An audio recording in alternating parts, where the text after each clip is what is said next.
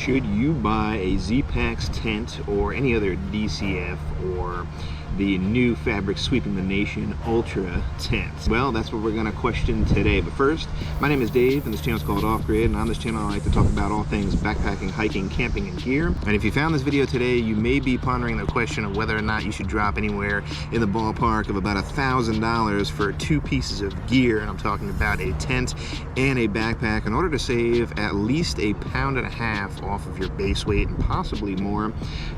So today I'm going to focus in, and I'm picking a little bit on Zpacks because it's a little bit clickbaity, but also because they're one of the kings in the space for Dyneema tents. And as of the date of this recording, there are no tents that you can purchase from any one of the major distributors, but I have recently seen that Light AF is one of the first companies that I've seen that is going to just get rid of Dyneema completely. There's a lot of talk going around in the backpacking space of whether or not Dyneema is dead. So in today's video I'm going to be talking about 3 major things. Apologize for the wind and the background noise, so hopefully that isn't a huge factor here. But today I'm going to be talking about 3 different topics, first of which is what the title of the video is all about, right? It's going to be about whether or not you should consider purchasing a Dyneema style tent or Ultra tent.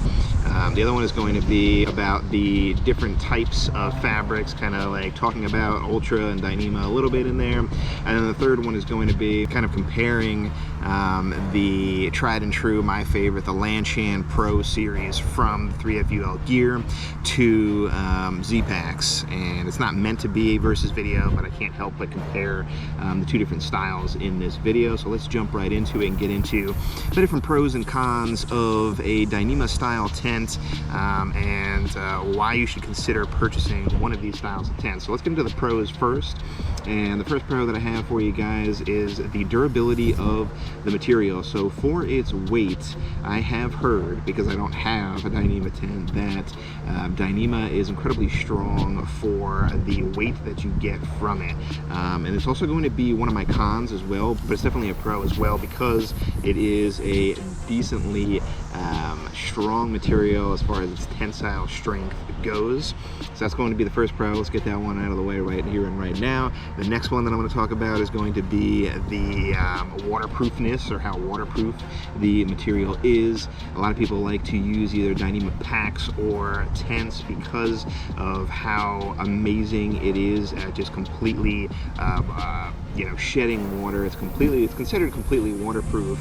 And kind of going along with that, sort of like another micro pro going along with how waterproof it is the fact that it doesn't retain water either. So you might have heard that some of the Sil Poly or the other types of tents, the popular tents, especially the budget-friendly tents, like the Lanshan Pro series, tends to end up retaining water over time, which basically means that if you're in a heavier rainpour or downpour throughout the night, the material, the fabric that's used to make that tent is going to end up soaking into the tent over time. And in the morning, you're probably going to have to either wring it out, you're going to have to lay it out in the sun for it to dry. It's going to retain some of that water weight, so your pack is going to be heavier, and it's going to sag, which basically means you might have to pull on those guy lines to straighten it out a little bit more, because it's going to be flapping in the breeze a little bit more easily. And that's something that you just don't have to deal with a DCF type of fabric or an Ultra type of fabric.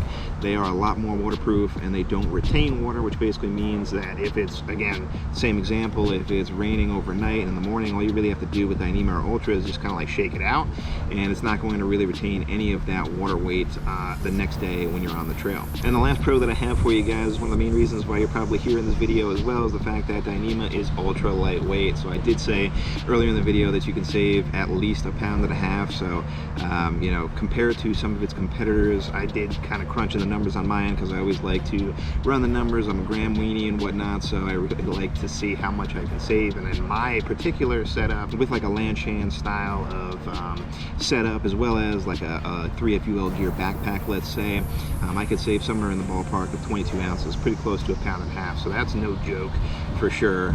So you definitely want to consider the overall weight whenever you're purchasing any type of gear. So the weight is definitely going to play a factor into your overall decision when you're thinking about picking up a new tent. So Dyneema, DCF, Ultra, they're all kind of in the same ballpark as far as some of the latest weight fabrics that you can purchase out there. So that's definitely the biggest pro that I can see, more so than any of the others, is the fact that you can shed the most amount of weight. Okay, so that's all the good stuff, right? That's all the positives that I can really come up with, or the biggest hits, let's just say, of the positives for considering purchasing a Dyneema tent. Now let's get into the negatives, because they are quite heavy hitting. And the first negative that I have for you guys, or the one that I can put into the cons list, is going to be going along with that durability that I had just mentioned, and the fact that, you know, at the weights that they're usually using for both Ultra as well as the Dyneema composite fabric, the durability is definitely something that I question.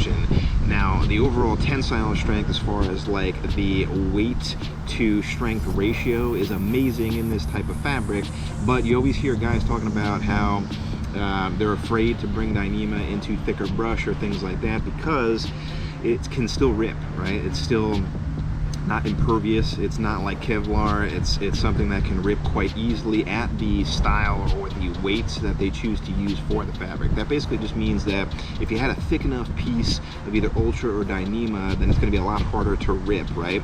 But at the weights that they're achieving, going super lightweight, you're not going to be able to get that same type of durability out of that material. So if you're babying the material a little bit more, you might be able to get a lot of years worth of use out of that type of fabric. But if you're going through thicker brush or things like that, if you're a little bit harder on your gear, you're scaling rocks and other things like snagging the backpack or your tent on other things, then that might not be the best option for you. Okay, the second con that I have for you guys is going to be the packability, or the overall size of the tent when you put it into your backpack.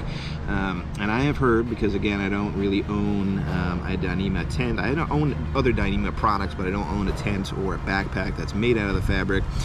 But I've heard that it doesn't compress down that much, which means that when you kind of fold it up and roll it up, you're not able to squeeze it down quite as much, or try to use a compression sack to really like get that size down as low as you possibly can. I've heard that it just doesn't compact down that much, which may or may not be a factor for you. It's not that big of an issue for me, but if you're considering going with a smaller style pack, like a 30 or 40 liter, then the overall interior space is something that you're going to want to think of. So you might not want to consider a Dyneema product, or filling your bag up with a bunch of Dyneema products, because you're not going to be able to save the most amount of space. And then the third con that I have for you guys, kind of going along with 3 pros, but I did 3 and 3. The third con that I have for you, save the best for last, is, oh my god, the price. Are you kidding me? For the price of not only DCF, but also for the new Ultra material. Actually, Ultra right now, I don't know if it's because it's the new flavor of the month, it's the hot new kid on the block, but Ultra is actually more expensive than Dyneema is, while being pretty much the same in as far as like weight goes, and then the how waterproof it is.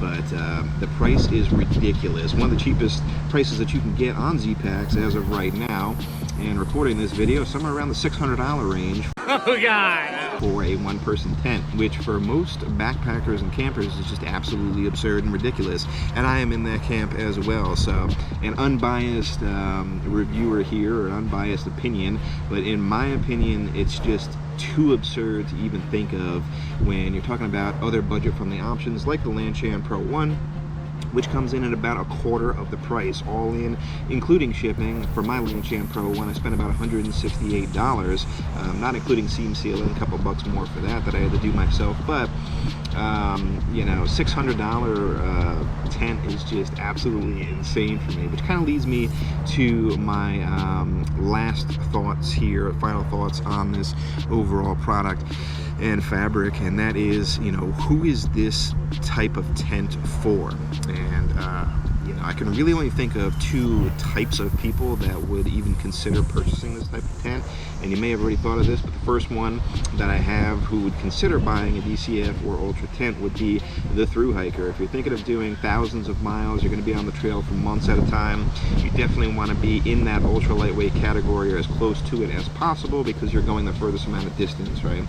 you are crushing a bunch of miles, you're going through many different types of scenery, topography, elevation, all this other kind of stuff, and you want to make sure that you have the lightest weight on your back as possible. That makes 100% sense to me. However, I would say that that only accounts for maybe 5 to 10% of the overall backpackers that go out there. I'm gonna guess somewhere around the range of like 90% of the backpackers who go out there are either the weekend warrior like myself, or only going on a few trips a year. So does $600 really make sense in that particular instance? Nah, I really don't think it does. And the second backpacker that I would say kind of fits this category would really be, and not really to knock anybody in particular or talk down to anybody, but it's really for the people who have disposable income and don't really care as much about the money that they're spending, right? They're the people who are like, I want the lightest and I like how waterproof it is, so I have the money for it and I'm gonna go for it. Now I can say for me, as a personal anecdote, I have the disposable income. I'm lucky enough to be able to afford a tent and a backpack that is made out of Dyneema, but it just doesn't make sense for me to do so based on all the reasons that I just listed out in this video. I've thought about it numerous times. One of the reasons why I'm making this video as well, so that hopefully if you're on the fence about it and you're wondering whether or not you should purchase a Dyneema tent, this might be able to persuade you one way or the other. But me personally, again, I'm more of a weekend warrior. It doesn't really make sense for me to drop that amount of cash just to save the weight that you're getting from Dyneema and Ultra. It's definitely awesome. It's definitely a cool thing to have, but you know, personally, I just can't justify the price point of dropping that kind of cash just to save that weight. So hopefully, whether it's EcoPack or something else, if there's something else out there that kind of like splits that difference in the overall weight and price categories, then I might end up taking another look at it and consider purchasing it. And then obviously, you know, if somebody wants to gift me one, I'm not going to say no to having it. So hopefully I'm not a hypocrite at some point in the future, and I won't have to do a like I'm sorry type of video or I lied kind of video in the future. But no, I really don't think that DCF or Ultra is for me. Even though Ultra is proven to be a little bit more durable than DCF, I don't think that, and it might very well be the Dyneema killer that everybody is talking about, but I really don't see myself purchasing that style of tent at any point in the future. But that's it, guys. That is my roundup and just brief discussion and foray into DCF and Dyneema types of fabrics and whether or not you should buy a DCF or Ultra tent. Now, I specifically left out some of the things like backpacks and some of the other products, particularly with Zpacks. I'm picking on them a little bit today, but I actually own some Zpacks accessories and other things like that. The backpacks are actually not super expensive. They're definitely more expensive, but not necessarily as ridiculous as the tents. So they definitely have some great options on their site, and they make some great handmade gear. But I was really just speaking more towards tents today. But that's all I have for you guys today. Let me know in the comments down below. Hopefully I can rile up the discussion on this one and get some comments going on it. What do you think about DCF? Do you own a DCF tent? Are you thinking about getting an Ultra tent? And what are the reasons why you got it? Or if you don't own one and you agree with me, or you have some other points that I may have missed, drop them in the comments down below. I'd love to hear from you. That's it for me on this one, guys. Thanks so much for watching. Remember, if you're headed off grid, make sure you do your research and you make it a safe one. I'll see you on the next one. All right, the second con that I have for you guys is going to be the, I can't remember it right now, so hopefully this might go into the B-roll as one of the bloopers. The wind isn't helping here. The wind is howling. Hopefully the video is good. Shivering a little bit. How do you like the backdrop though? Not bad.